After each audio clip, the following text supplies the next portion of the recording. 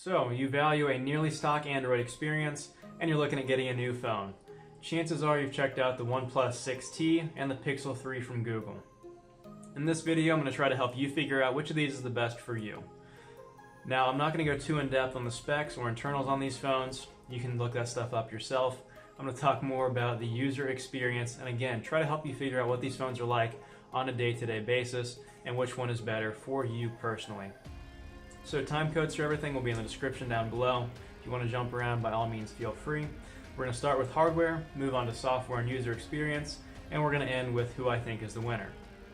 So let's go ahead and get started. We're going to start off with the battery, hardware-wise. You get a 2,915 milliamp hour battery over here on the Pixel 3, and you get a 3,700 milliamp hour battery on the 6T. So what does that mean? Well, if the battery is less than 4,000 milliamp hours, I think it's too small. But again, what does that mean day-to-day use? We're only getting 4.5 to 5 hours screen on time on the Pixel 3 on a typical day. Whereas on the 6T, I'm getting between 6 and 8 hours of screen on time. Now to show you guys where the brightness is, it's at about the same right now. I usually have them both about 50% when I'm using them because that's just where I like the brightness. I don't like auto brightness. I keep it about 50%. But the battery is way better on the 6T, obviously. Now, I said 6 to 8 hours. 6 is pretty normal. That's kind of what I expect to get from a phone. But OnePlus, I guess hats off to them. They've really optimized this well. If you stream a lot, so let's say you watch a lot of YouTube, a lot of Twitch, stream whatever, Hulu, Netflix, the 6T, when you stream, it's optimized super well for streaming. That's where I'm getting the 8 hours of screen on time, even on a normal day of battery life. So it's like, all right, OnePlus, good job. Stats are a little bit inflated there, but that's what I've been getting on a normal day with the phone. Speaking of the battery, what about fast charging? We've got fast charging on both of these phones, the USB-C connector on the bottom. On the Google Pixel 3, just standard fast charging, and on the 6T, we get OnePlus's fast charging, which is the fastest charging that I've used. I haven't used the Mate 20 Pro's 40-watt supercharger, so yeah, that's probably faster, but the 6T's charging is super fast. Now, as I'm unlocking these phones, we'll talk about the fingerprint sensor here really quick. In the backs of the phones, love the powder glass back on the Pixel 3. It is glass, but it feels like a soft rubber. I love that about the Pixel 3. Fingerprint sensors, you got one in the glass here on the 6T, and a traditional rear-mounted one on the Pixel 3. Pixel 3's fingerprint sensor is way faster, way more accurate. It should be what you guys expect from a normal hardware fingerprint scanner. I also like the shape of it. I like that it's a circle instead of a stupid oval that Samsung has been doing and OnePlus did on the OnePlus 6. So that's my personal preference. The in-screen fingerprint sensor is okay, but it's not super fast. Let me show you why. So a little pro tip, whenever I do a fingerprint sensor on a phone, regardless of what phone it is, my main finger, I record that finger twice. So if it's a rear mounted, it's my right index. If it's front mounted, it's my right thumb.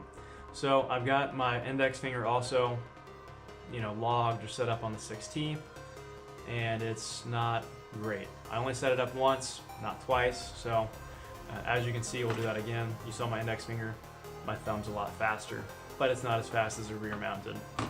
What everyone else is reporting with it also, if your finger's a little wet, a little dirty, it's gonna be a lot less accurate.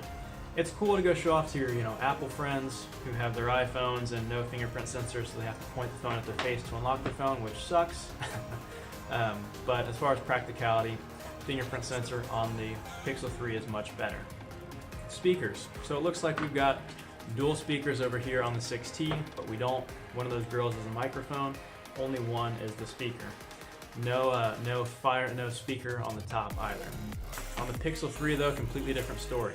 We've got dual speakers, dual speaker grills. I'll hold the phone a little bit closer to the camera so you guys can see on the top and bottom, and these are true stereo speakers.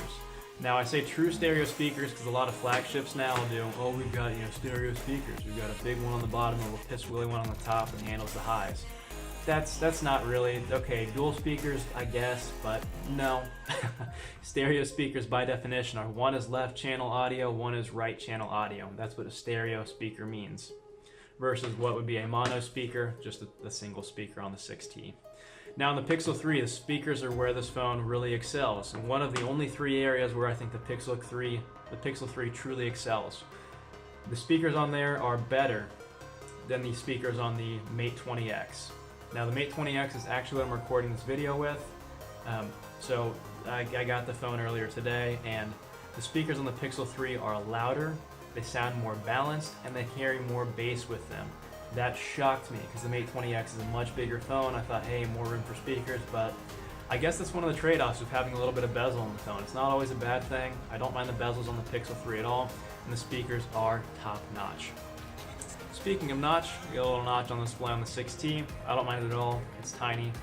You don't have a front-facing LED now, LED notification light because of the notch, but you also don't have that on the Pixel 3 for whatever stupid reason.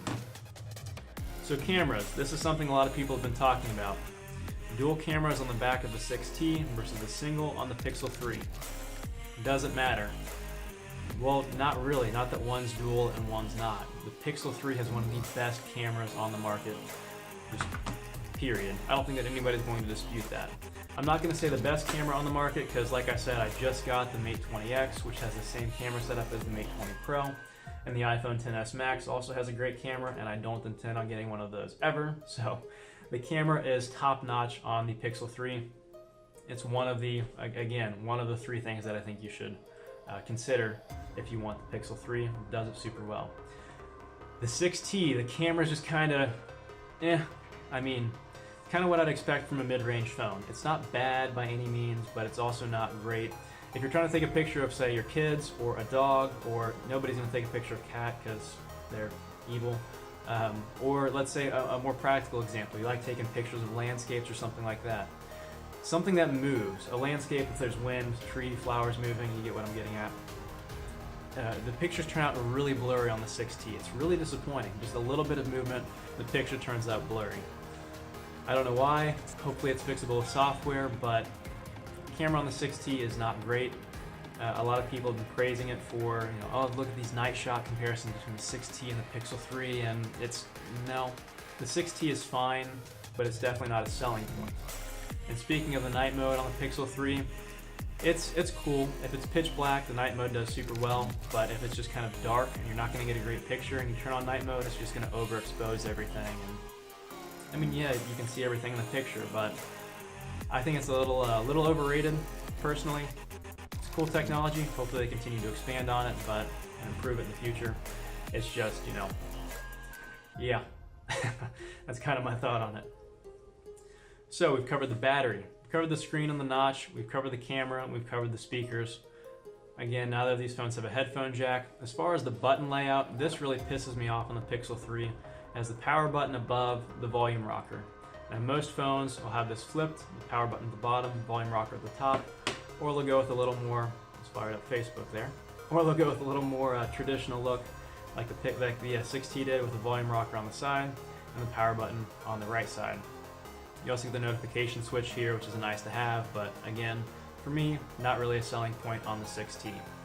As I try to unlock it, and you guys can kind of see what I'm talking about with the fingerprint scanner. By the way, there's some people like Flossie Carter, for example, who said the fingerprint scanner that's in screen gets better with time. That hasn't been my experience. I'm not saying that he's wrong, I'm not calling him a liar, nothing like that, just that hasn't been my experience. Again, going back to the notch, screen is better on the Pixel 3. Same background, you can just see the Pixel 3 looks a little bit more contrast rich. So, phone's internals, Snapdragon 845 on both. We do get more RAM on the 6T, 8 gigs versus 4. And we're going to kind of use that to segue into the software experience that we get on both of these phones. So on the 6T, we'll jump into the settings and I'll show you this really quick. I believe it's called navigation on the bottom. Navigation gestures. Look at all these different options that we get. We get options to go completely with gestures. We can do the back and home thing, which is what Google does. Or we can keep the traditional Android buttons at the bottom, which is what I currently prefer. Google, we don't get any options like that at all, period. The software experience on the Pixel 3 has left a lot to be desired for me. Now, full disclosure, I don't like stock Android that much. I think that, it's always been kind of bass-ackwards that you pay more money to get less features, but maybe that's just me. And the reason I don't like the software experience over on the Pixel very much is to go to your recents, you kind of like flick this little home bar. Let me go ahead and clear that so I don't have to actually write something or something dumb. kind of just like flick this to go to the recent apps, and the problem is you just kind of like flick it to the side, and sometimes it'll just go to your most recent app, which is what you want. Sometimes it'll jump like 3 or 4 apps, so it just kind of like kills your productivity. I hate it. I hate it. I hate it. I hate it. On top of that, the back button is the bottom left. As you can see, I like having it bottom right. I got used to Samsung phones, the Galaxy Note 2 back in the day. I've always had it on the bottom right. I also like bigger phones, evidenced by the Mate 20X, which, like I said, I'm recording this video with. It's just a lot more handy since I'm right-handed to have that button bottom right. If it doesn't bother you, sweet, more power to you, but it's something I have to call out. Just the sheer lack of customization over here on the Pixel 3. Blows my mind why there's such a lack of customization on a freaking Android phone. I'm swiping down from the top. We got Nova Launcher on both of these, by the way. Swiping down from the top, I also hate how you have the brightness at the top there. Over here you can see you got it at the bottom. And on the 6T, you can customize the colors for everything. I like it dark with a little, cyan accent, but yeah. Now, again, software experience, performance. Well, going to the software experience and performance again, we go to recent apps. We don't have a clear all until we scroll all the way over to the left side of the freaking phone for whatever stupid reason. We get it immediately right there at the bottom on the 6T. You tell me what you think is better, being able to clear them all just like that, or having to scroll all the way through your apps to get to the clear all. It's like Google borrowed stuff from iOS and they borrowed the crappy stuff. Like, this is one of the things that's annoying about iOS is the recent apps, and, clearing all. But I digress. As far as performance goes, they both feel snappy. 6T feels snappier. It just does. The Pixel 3 has actually lagged on me. I used the Pixel 3, I had it, I'm not exaggerating, I had it less than 3 days and it lagged on me. So straight out of the box, it was up to date software-wise and it lagged on me. Now Google's come out and said they have some memory management issues with the phone. It's like, well, duh, you only have 4 gigs of RAM. You don't even give me the option of buying more RAM. But they're like, oh yeah, we're gonna fix it in the software update. It's like, okay, well, what are you gonna do? Are you gonna push an OTA update that solders more RAM to my motherboard? Like, seriously, what are you guys gonna do to fix that? It just boggles the mind, man. But performance-wise, both of these have been good overall, but I have to give it to the 6T. It's just been smoother. It just feels snappier jumping in and out of apps. It just does than the Pixel does. Maybe part of that's due to the gestures that, again, you can't switch back from. This is the navigation that you get. You don't get any option to change it. So that could be part of it, I don't really know. But yeah, performance goes to the 6T. So wrapping this whole thing up, I haven't talked about price yet. The 6D comes in at $550, $580, I think up to $600 or $630 depending on the storage configuration that you get. And over on the Pixel 3, we start at $799 and go up from there. I will say I picked up the Pixel 3 for $650 up during Black Friday and Cyber Monday, so keep an eye out for sales on it. Something else I'll say, and I said this in my Pixel 3 video, is a lot of these flagships now, since Apple did it, everybody's doing it, they're marking the price way up near $1,000. Now, they're obviously having a hard time selling these phones, so a lot of carriers, what they'll do, or even directly from Samsung with trade-in, or directly from Google, they'll offer you money off. So say, hey, trade in your old phone, we'll give you $400 off. What I'd recommend doing is one of the phones they list is just buy one of those used online for $100 and keep your old phone, sell your old phone online, make even more money that way. But yeah, just a thought. I do really like the look of the Pixel 3. I like the white and black dual tone. I haven't had a white phone in forever and I didn't think I'd like it, but turns out I do.